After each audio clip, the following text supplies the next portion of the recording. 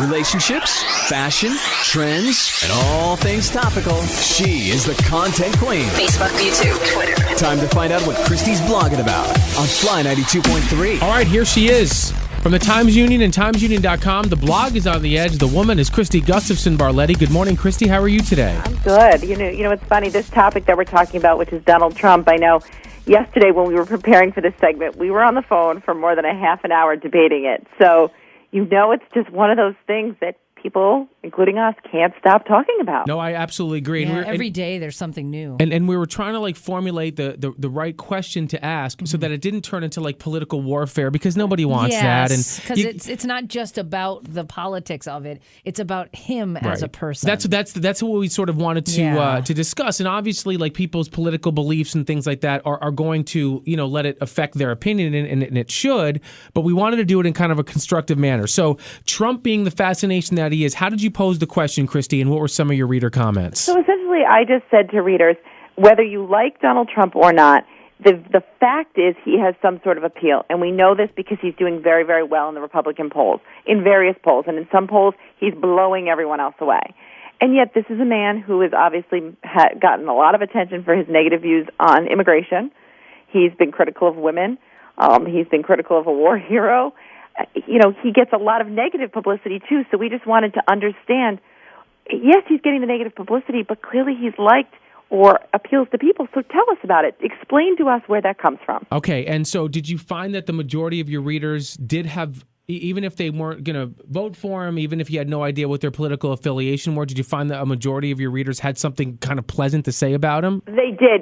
Several comments ended with, or started with, I'm not going to vote for him, but, or here's what I like about him, but that doesn't mean I'm going to vote for him. Mm-hmm. Okay. So I think it's a little bit interesting and a little bit refreshing, because I think sometimes with politics, people have a very hard time kind of separating themselves from someone's political affiliation. Right. And it seems like people might be doing this here. The number one thing, which I think we would all kind of get, they say they appreciate his honesty.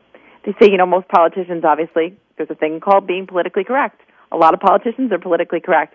The idea is that Donald Trump, perhaps because he's not a career politician, they're saying he's not politically correct. He just says what he's thinking, and perhaps he's saying what other people are thinking, too. I wonder if they're sort of mistaking actual honesty with political incorrectness. Do you know what I mean? Right, because those are two separate things. Right, because it's the feeling that if somebody's not afraid to speak their mind, I think the perception, and I'm not saying that this is the case for Trump or not, because you'd have to look at each and everything that he says, and you could debate whether or not it's honest or not.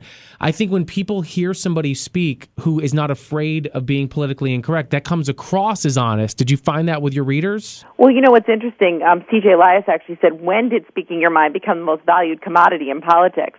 He's like, I know a lot of people who speak their mind, but that doesn't mean that what's on their mind is worthy of being spoken. That's a great point, too. So I actually thought that was, it kind of, I think he got 10 likes for that. People definitely thought, okay, that's a valid point. Okay, so would you say that based upon your reader comments, and you had 100 or so reader comments, would you think that if you broke it down, were the majority of the readers what they did like about him, not determining whether they're going to vote for him or not, but what they did like was that they found him to be refreshingly honest? Yes, refreshingly honest. They liked that he was not a career politician.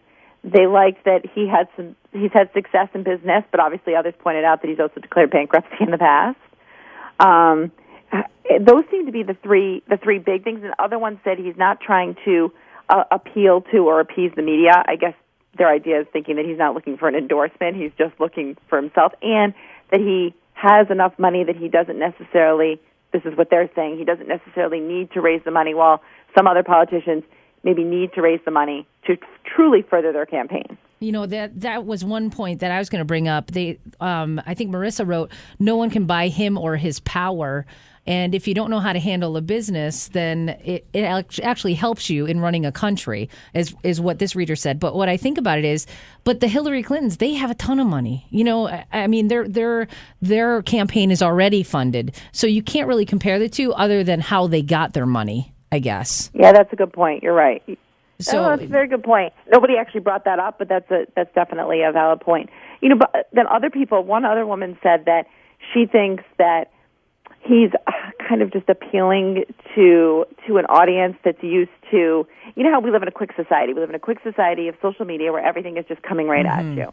And people want sound bites, they want little bits, and they don't really want to digest more information. And she's saying that that's what he gives you, and that's why people like him. I saw one of the comments from one of your readers, and I want to see if you can help me interpret this. Her name is Erin. And you asked the appeal of Donald Trump, and she said, I have absolutely no idea, LOL. Okay, so I didn't know how to interpret that. Did that sound like somebody who wanted to not like him and couldn't find a reason, or someone who genuinely likes him?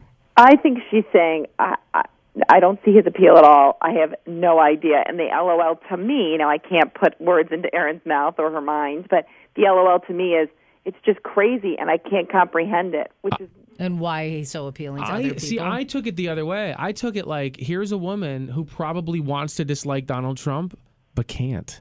And if that happens, you could take that either way. If that happens, then you gotta listen. You watch out, because right now I was watching CNN last night. He's only like 5 or 6 points away from Hillary. Now he's running away with the GOP side. Yes, not even close on that end.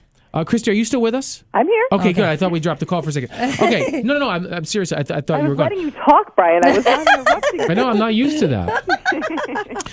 Let's do this. Let me play a song, and then I want to come back, because I have 4 specific questions that each one of us will answer. Okay. Okay, and we can answer them with either a yes or a no comment. And he can either be relatively revealing about us and how we feel about Donald Trump, or we could say, no comment just means no comment. All right? And then we'll let listeners... We'll interpret like what Erin's comment said. And then we'll let listeners determine a little bit about how we feel about Trump. We are talking about Trump. Yeah, and his appeal. And is it... politics aside pretty much, but what is it about Donald Trump that right now he's leading in the polls? He's leading in all the polls. And he's competitive now in the general election, which would put him right on par with any of the Democratic candidates. Right. So, Kristi, we wouldn't be doing this segment if you didn't find him compelling. That's true. A couple of weeks ago, or actually back in June, I posted something along the lines to social media saying Trump, like beauty pageants, is irrelevant and uninteresting. And when I wrote my blog post yesterday, I said, maybe I have to rethink what I said, because clearly he is relevant. Yeah. Well, I look at him, I want to roll my eyes at a lot of the things he says. Yeah, but you can't stop watching them. Yeah, I told Chrissy he wasn't even going to make it this far. I said he won't even make it to the first debate. Once he realized he's so far behind, he's just going to go back to focusing on his business. He's not going to. I didn't think he would put energy into something he didn't think he could win. And I knew with his ego that he would never let that go. You were right. I was 1,000% wrong. He is fully engulfed in this election. Let's go around the room here, and we'll answer these questions. And you can answer them with either yes, no, or no comment. Okay. All right. Chrissy, I'll start with you first. Okay. My partner, on-air partner. Do you find him engaging, yes, no, or no comment? Yes. Christy? Yes. Obviously, I do too. Chrissy, do you think he's refreshing, yes, no, or no comment? No comment. Christy, right? Yeah, my partner. No partner. comment. No comment. No comment, huh? Mm-hmm. Huh. I want to interpret that so well done. How about you? How about you, Christy? I'm going to go with yes. I do find him refreshing, yeah, for sure. Mm-hmm. Christy, what do you think Christy's comment means? No, I'm just kidding. How do you interpret? Analyze it like Erin's LOL. You know what? I wonder if Erin listens to this segment. I think Erin, because we were talking about her reader comment when asked, what you find, what's appealing about him or whatever. She's like, I have absolutely no idea. When you put LOL there, you're saying it with a smirk, like, I have no idea. Like, I want to not like this guy, but I can't help it. That's how but whatever. Yeah, whatever. Okay, let me ask you a question. No comment. Should I smirk? Right. On-air partner, Chrissy. Okay. Yes, no, or no comment. Can you see him as president of the United States of America? No. Christy. No. Christy, you don't sound convinced. Well, because here's the thing. I think he has some decent ideas, but his approach is so erratic and extreme. No, I didn't ask if you were going to. I didn't say. I said, can you see him? I mean, there's a big difference. Yeah. Can you see him doing press conferences and being our president? Right. Yes, no, or no comment?